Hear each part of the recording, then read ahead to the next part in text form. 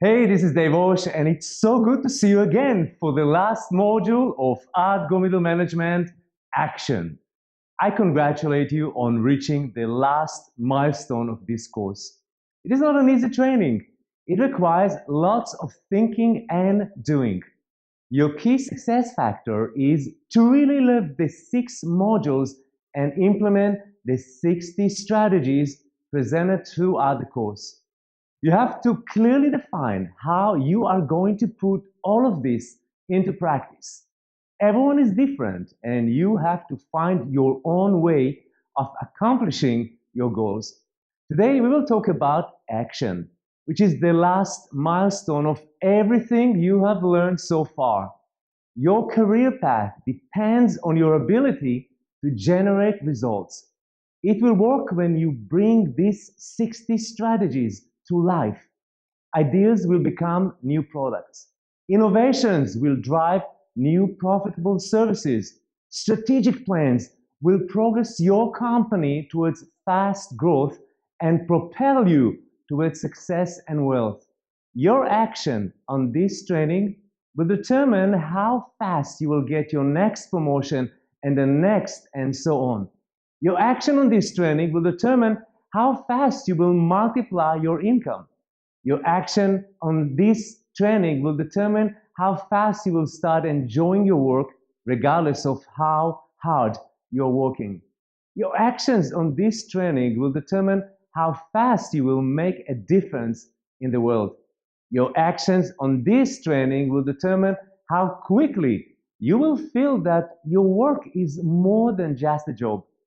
The time is now for you to transform the knowledge you have gained into results. Below this video, you have a success roadmap Excel file that will help you follow up on the implementation plan. All the strategies, techniques, and tools are summarized here, which will enable you to mark your progress and implementation until you completely activate all of them. This success roadmap is like a gap analysis that will help you to determine which areas require more learning and which areas require more implementation. As long as you continue to follow up and follow through with a success map, you will make tremendous progress.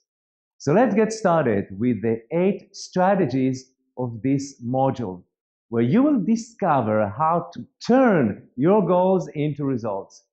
There was a time when the single most important key success factor was the ability to set vision and strategies.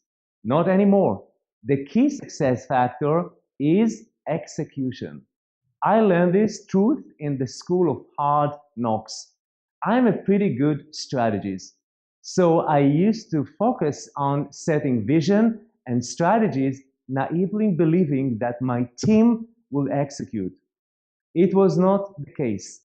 Today's leaders own the execution as equally as they own the vision and strategy, if not even more. Mediocre strategy executed excellently yields higher returns than excellent strategy executed mediocrely. Action or execution is a discipline. It is a systematic process of developing what's and how's and tenaciously following through on them. Too many leaders are involved in the what, but not involved enough in the how. Leaders tend to over-delegate the execution. But delegation doesn't mean that you drop the ball. You pass the ball and continue to run alongside the player until they score. Execution in this training is not about the energy required to roll the ongoing day-to-day operation wheel. It is about the energy required to execute the most critical strategies while the ongoing day-to-day operations continue to roll.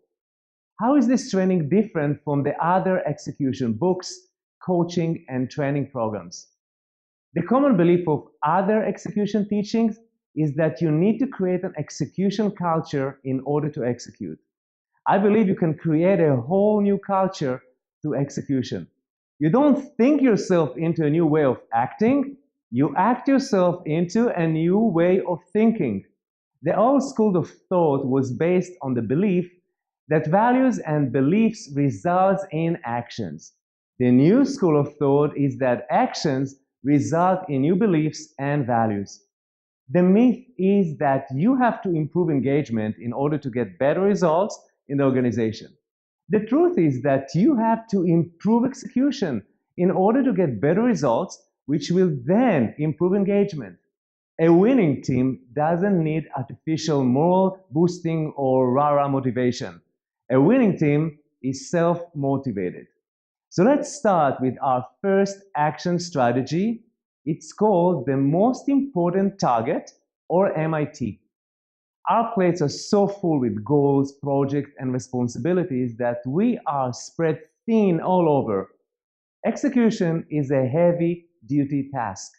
If you want to move a heavy object from point A to point B, you need to invest power until you reach a specific threshold that will start moving the object toward point B. Effort below the threshold will not move the object at all. This is the reason it is imperative that you first define the most important target, the MIT. The MIT is what you, your team, and even the rest of the organization focus on at the highest priority until you reach the minimum threshold that will begin moving the project forward. Most leaders set too many priorities and never figure out why they fail to accomplish their goals on time or even at all. So, how do you define the MIT? The MIT is the one goal that makes a difference. It is the one goal that, if not achieved, will make everything else less important. It is the one goal that will enable you to reach other goals. So here are 3 strategies that can help you define your MIT. The first MIT strategy is to narrow down your focus.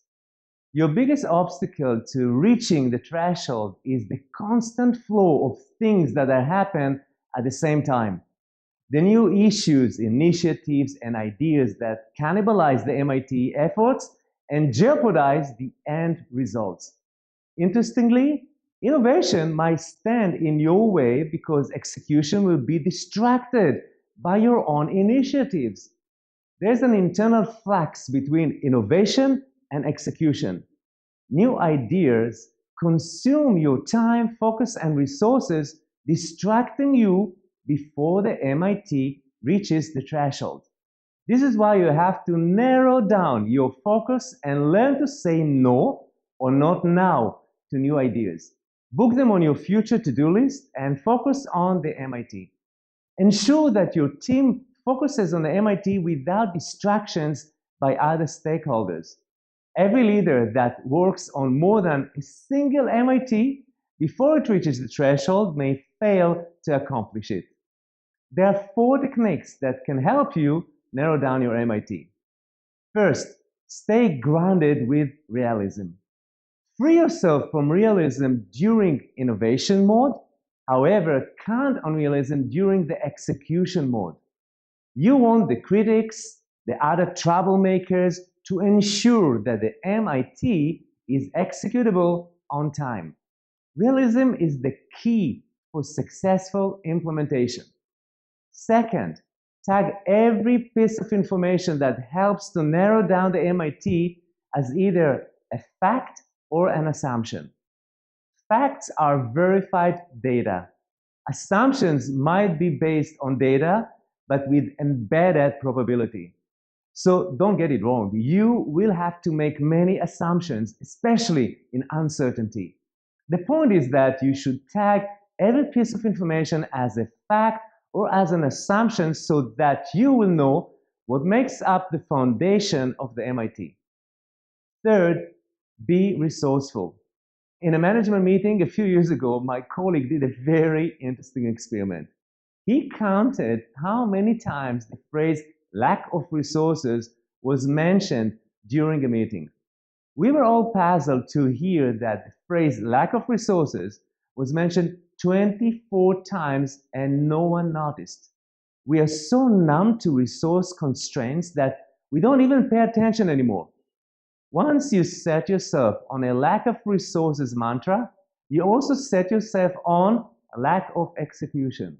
Resourcefulness is the ability to improvise and create resources out of nothing.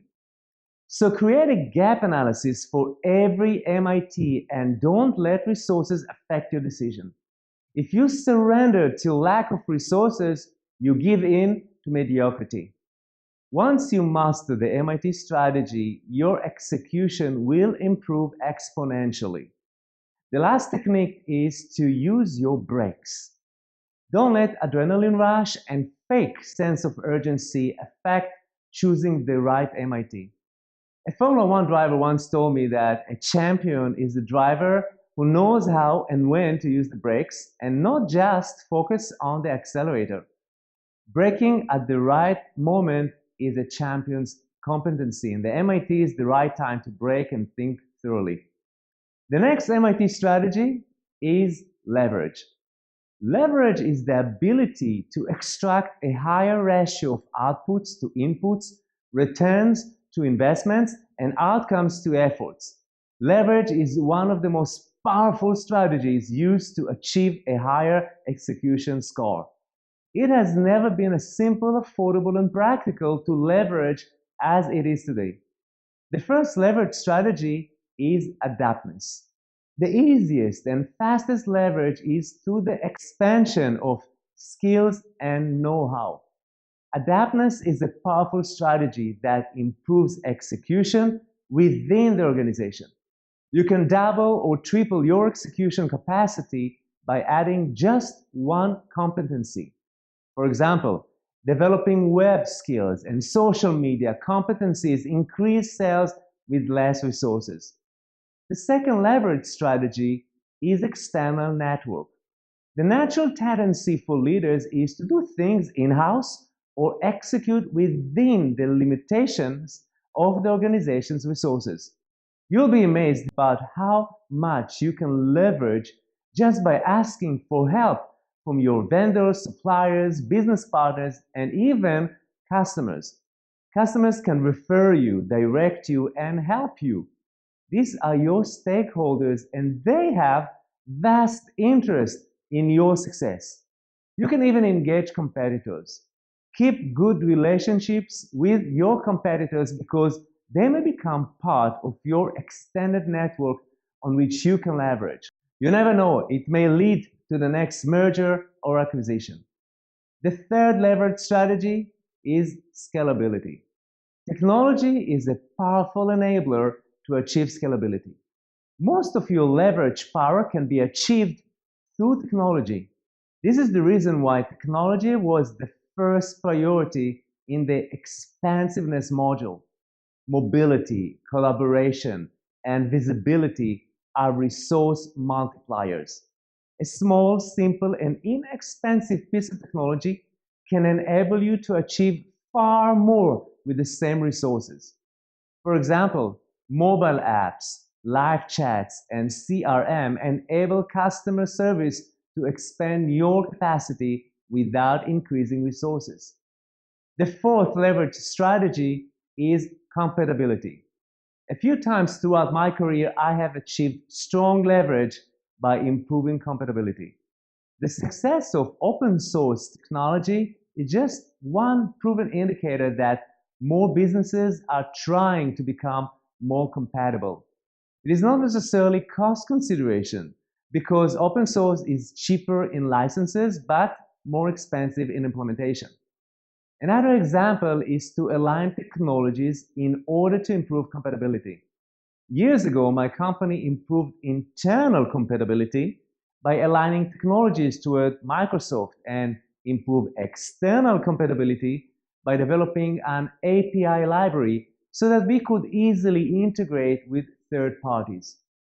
Think compatibility and you will find new leverage opportunities. The third MIT strategy is tasking. Tasking is the stage where you convert the MIT, which is still in the form of a high-level strategy, into tasks. Begin tasking your MIT even before you have chosen the highest priority task. The devil is in the details, and you may change your priorities once you begin tasking early because you will gain more clarity about the execution timeline of potential challenges. So here are 4 techniques that will help you undertake tasking successfully. The first tasking technique is action plan. This is quite a straightforward technique. Many software packages help in creating and following tasks. You allocate people who will be accountable for each and every task and define a deadline for each and every task. A big project task list comprises hundreds, if not thousands, of tasks. With so many trees, you can hardly see the forest. When your task list is too large, ask for a summary of the critical tasks required to achieve the MIT. Ask different people to provide you with this critical task list summary so that you can compare different points of view. The second tasking technique is milestones. Every action plan must have a few critical milestones, and choose these milestones carefully. A key milestone is when the MIT reaches a mass threshold. Milestones vary from project to project and from strategy to strategy. A milestone can include the involvement of a third party, beta testing, go-to-market, pre-launch, or funding. The milestone technique enables you to visualize the flow of the project and the most important points that require your deep involvement and careful follow-up. It will also provide you with a good assessment for meeting deadlines and required adjustments. The third tasking technique is synchronization. This is probably one of your most important added values as a leader. You want to ensure that all teams involved in the implementation are synchronized. It is imperative that the schedules match and that the various tasks fall into a cohesive plan. If you remember the complexity strategy, you simplify complexity at the interface between various functions. This is your major role. Synchronize all parts in the machine that propel the MIT forward. The fourth tasking technique is modification. You need to modify tasks that are allocated to different functions of the organization. Different functions of the organization handle different ramifications of the decision. The action plans have to be converted to the specific lingo of different business units.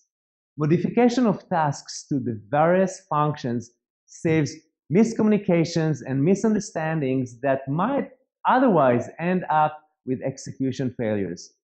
For example, enabling mobile enterprise applications such as business intelligence requires different usability for different units, different aspects of security, and different financial exposures. This closes out our section on the most important task, the MIT, and the 3 strategies of narrowing down, leveraging, and tasking. Once you have your MIT in place, the second action strategy is the scorecard. Having a scorecard is vital to successfully execute any plan. How do you know your results if you don't score and benchmark?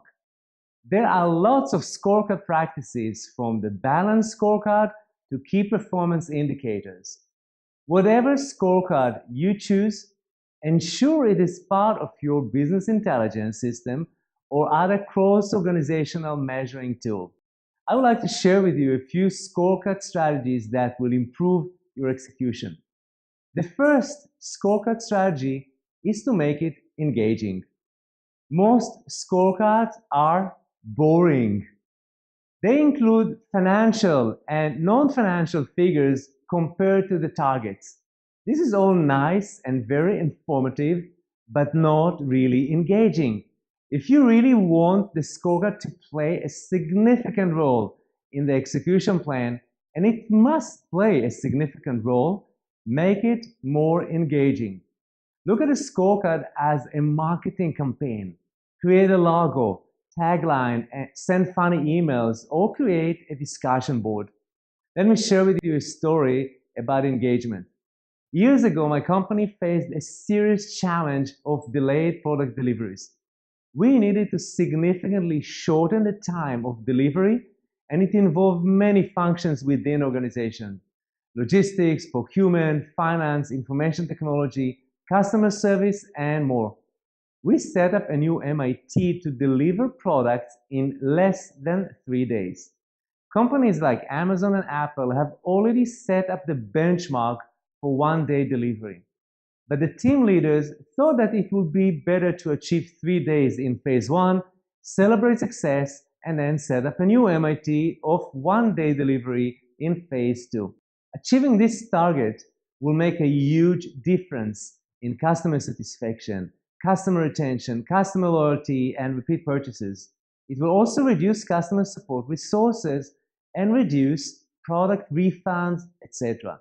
It absolutely deserved to win the MIT title. We called the campaign I Can Do 72. We printed banners, we produced shirts with the slogan, we published it on the website. All employees of the organization were engaged with tracking the scorecard in various countries, distribution hubs, and subsidiaries. The very engaging and fun scorecard was a big success and helped to significantly increase revenues. So tap into your creative mind and design an engaging and fun scorecard for your MIT. The second scorecard strategy is to make it competitive. Accomplishing your MIT is like winning a sports game. You play to win the game, so make the scorecard look like a sports scoreboard. What can you learn from a sports scoreboard? It is visible, it is simple. You know with just a quick glance if you are winning or losing. It clearly states where the finish line is and even the obstacles. How many fouls, how many timeouts, etc. So when you design an impactful scorecard, visualize a sports scoreboard in your mind. Convert the accomplishment of the MIT into a competition. You can make an internal competition between different business units. You can create a virtual competition benchmarked against a competitor, against your last period results, or against your targets. The third scorecard strategy is alignment with the rewards system. It makes a lot of sense to reward team members when achieving the MIT. However, most organizations centralize the reward system and team leaders have little or no flexibility in allocating rewards to their team members. The annual process doesn't fit the concept of rewarding MIT accomplishments. So find a way to get some freedom or flexibility in order to provide financial rewards for successful accomplishment of the MITs. Too many leaders don't try to own the reward system while they're responsible for achieving the goals. Some of my team members have successfully developed their own reward system within their business units, departments, and functions. As long as your scorecard is clear and matches the MITs, you stand a good chance of presenting and getting approval for your own rewards program within the overall reward system of your company. My former global contact center manager created a reward and recognition program in addition to the organizational reward system. Her scorecard stretched over a large wall and featured a hall of fame of the best performers. There are three strategies you can incorporate into your reward system. The first strategy is to customize the reward system per each MIT. This is a very powerful strategy to incentivize your team specifically toward the behavior that will drive results. It is more than just offering an incentive that has nothing to do with the behavior that drives the expected outcomes. An ineffective reward system is a system that simply states, if you reach this target, you will get this reward.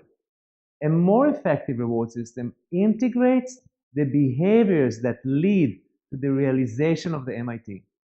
Some leaders prefer to reward results rather than rewarding behaviors. They don't want to pay anything for behaviors if the results have not been accomplished. Rewarding behaviors is a very long-term strategy. New behaviors will drive your most desired results in the future.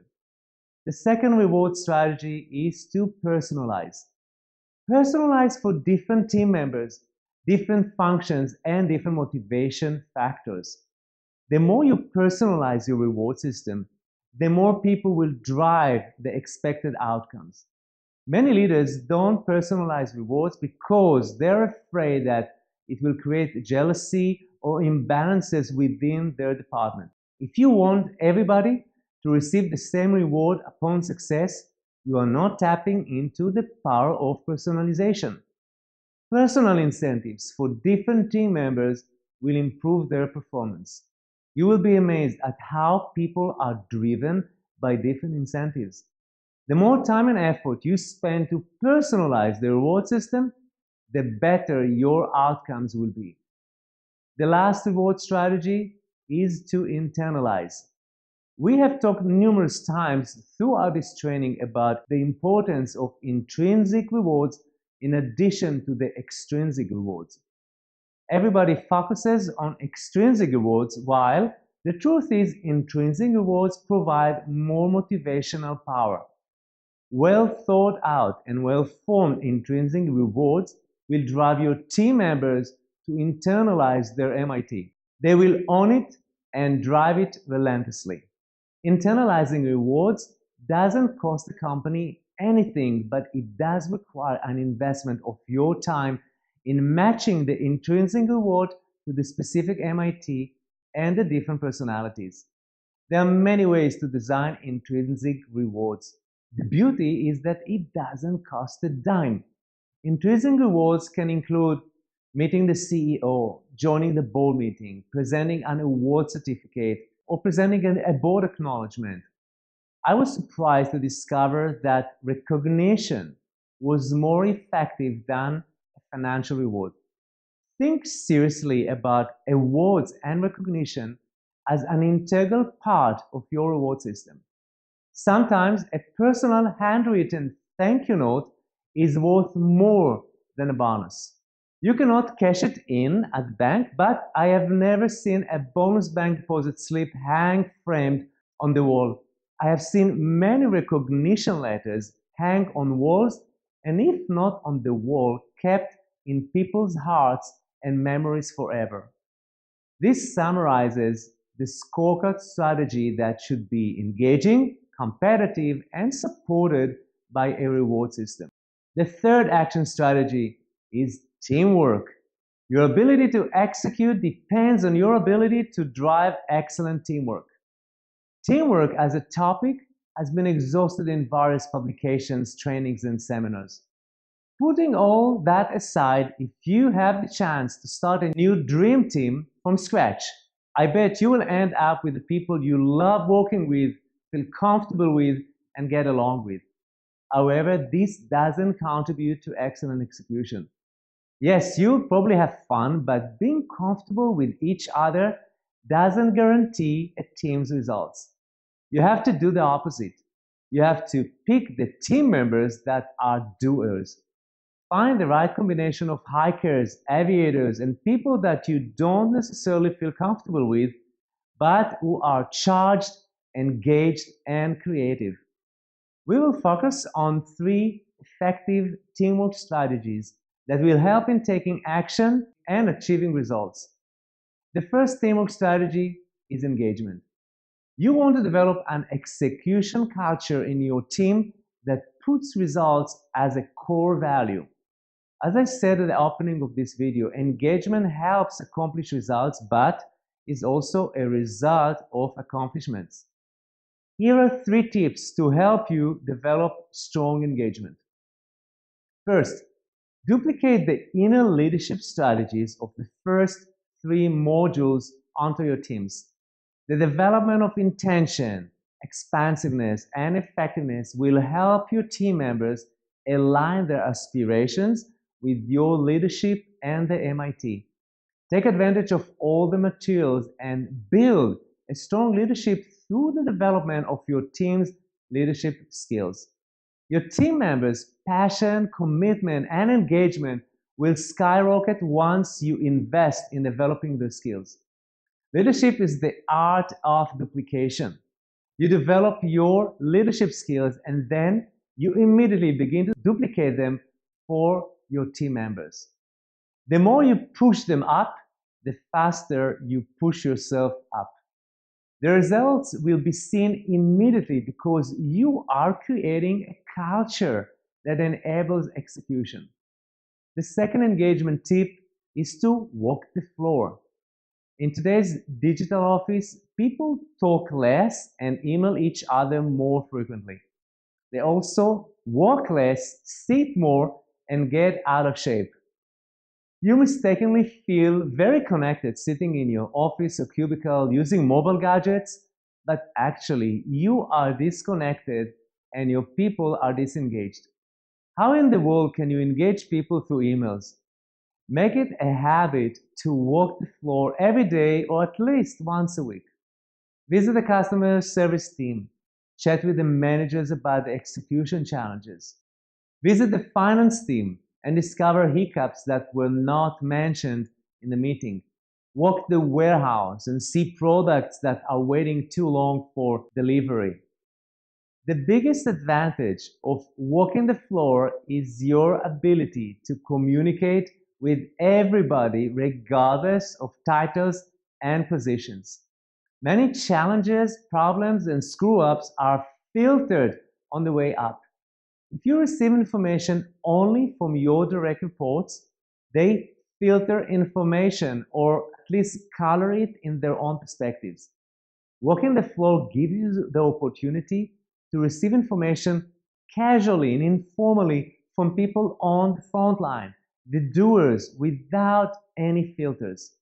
You will also discover how well information is disseminated down through the organization, how well employees are informed, and how well they prioritize their tasks accordingly.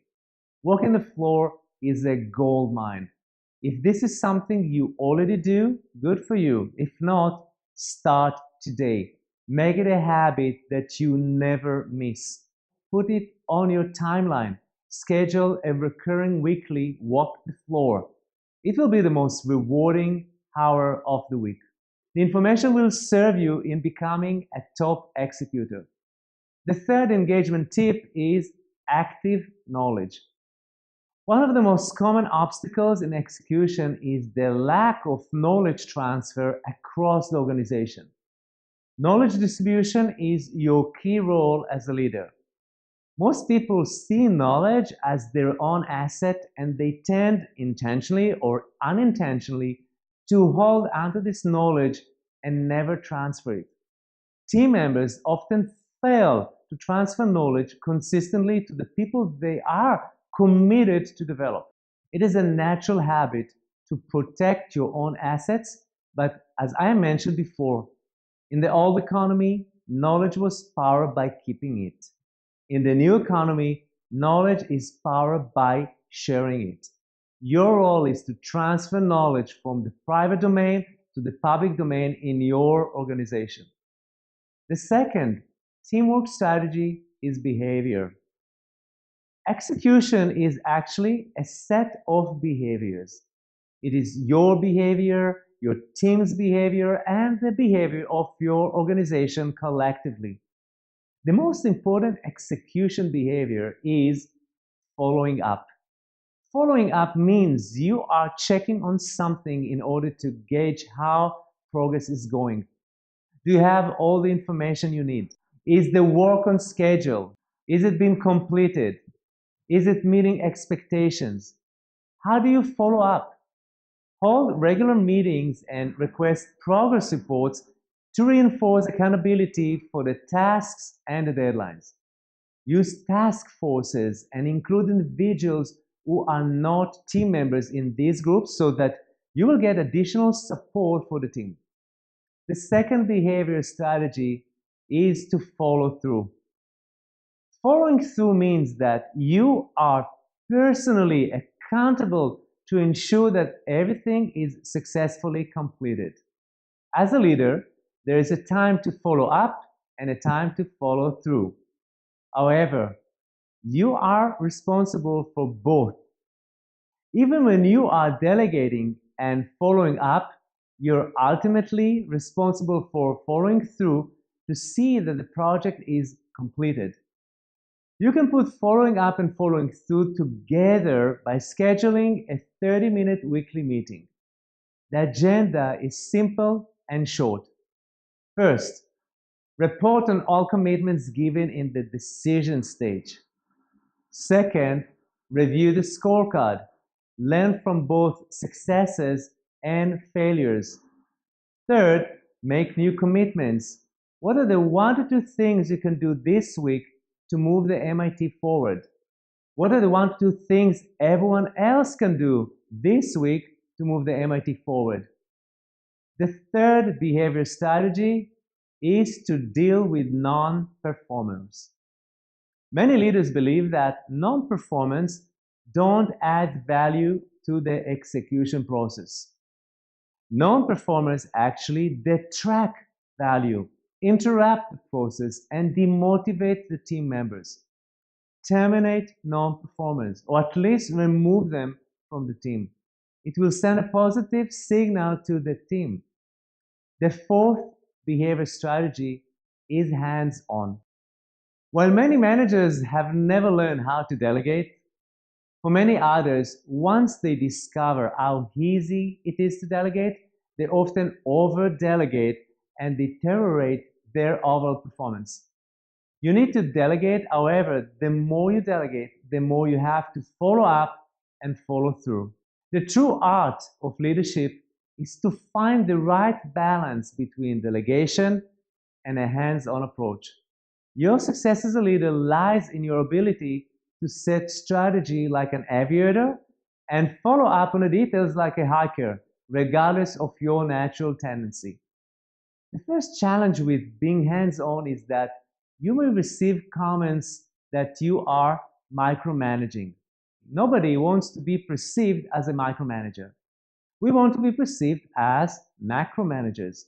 You can be hands-on without being perceived as a micromanager if you closely follow up when you are delegating, follow through when you are accountable for execution, and follow up on other people's following through.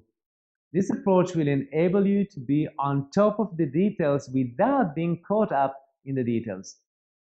Deep personal involvement yields a lot of respect from your team beyond your contribution to successful execution. Team members love to see the managers rolling up their sleeves and digging deeper into the details. Your commitment equals their engagement. The hands-on approach also helps you to avoid the trap of being too conceptual during implementation. Experiencing the execution firsthand reinforces realistic expectations and enables you to make the right adjustments and modifications to succeed. These are the three teamwork strategies: engagement, behavior, and hands-on. The fourth action strategy is accountability. How many times have you heard throughout your career the question of who is accountable for this success? Well, it rarely happens. You may be more familiar with the question of who is accountable for this failure. Dictionaries define accountable as subject to having to report, explain, or justify, being answerable, being responsible. This definition implies that what you already know from your own experience. Accountability is viewed as a consequence for poor performance. It's a principle you should fear because it can only end up hurting you. This is the reason for the failure of many to embrace accountability. If you want your team and the whole organization to embrace accountability, you have to change the definition. My definition of accountability is that it is a personal choice to rise above your circumstances and demonstrate the ownership necessary for achieving desired results. See it, own it, and do it. With this mindset, you are continually asking, What else can I do to rise above my circumstances and achieve the result I desire? It requires a level of ownership that includes making, keeping, and answering for personal commitments. Special military forces operate with this mindset in combat situations. As hierarchical as military is, in a battlefield, who sees it first, owns it, and does whatever it takes to achieve results. There's no time to ask for permission. You are accountable if you are the first to see. Accountability means that you help others do everything possible to overcome difficult circumstances and achieve desired results. I would like to share with you 3 types of accountabilities. The first type is personal accountability. Personal accountability is exactly the opposite of job description. Some human resources professionals will tell you that your accountability lies in your job description, not as a leader. Don't let the organization chart force you and your team members into boxes. You are not getting paid to do your job. You are getting paid to achieve results regardless of what is written in your job description. Once you believe in this type of personal responsibility, deliver the message to your team. Be unreasonable. Let them know you don't care how they do it. Just get it done. It goes without saying that, this should be done in an ethical way. Too many organizations still teach their employees that if they perform the duties listed in their job description, they are doing what they're supposed to do. You have to think and operate differently. You and your team must focus on achieving results. Lead your team beyond the boundaries of their jobs and inspire them to pursue results by creating an environment that motivates them to ask, what else can I do? The second type of accountability is joint accountability. Personal accountability is not enough to develop a culture of accountability. You must set up joint accountability. A joint accountability means that the team is jointly accountable for the results regardless of the personal contribution to the results. If your MIT is to acquire a few strategic new customers, the sales director is not the only one accountable. The whole team is accountable.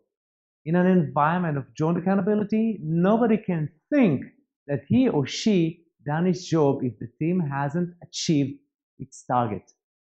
The last accountability strategy is to have an accountability partner.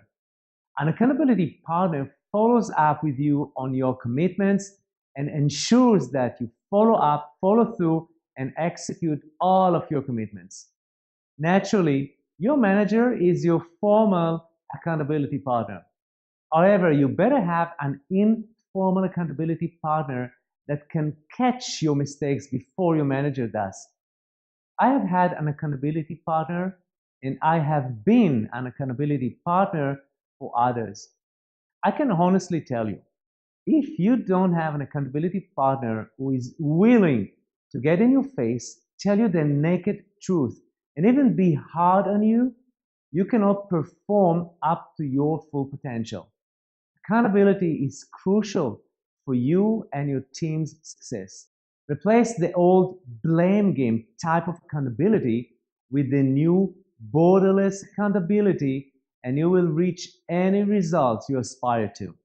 You will achieve it by embracing personal accountability, joint accountability, and accountability partnership.